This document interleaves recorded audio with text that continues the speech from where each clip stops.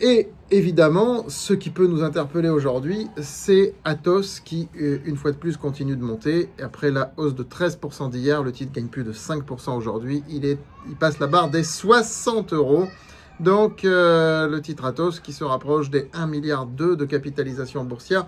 Et ça confirme ce que je vous disais hier, c'est-à-dire que cette fois-ci, ce n'est pas un franchissement timide, ce n'est pas un test de la résistance. On a vu hier que le milliard a été enfoncé de manière très franche. Je pense que le plan d'investissement de certains fonds avait été pensé et aujourd'hui, ça se confirme. Et maintenant, Atos, n'oublions pas une chose, c'est que désormais, Atos est éligible à des fonds auxquels il ne l'était pas, ce qui va attirer beaucoup plus de monde. Ce n'est pas éligible à tous les fonds, ce n'est pas éligible aux fonds mainstream les plus courants, etc. Bien sûr, mais c'est éligible à de plus en plus de fonds, en particulier des fonds positionnés sur les recoveries européennes, évidemment qui vont aller au-dessus du milliard de capitalisation boursière.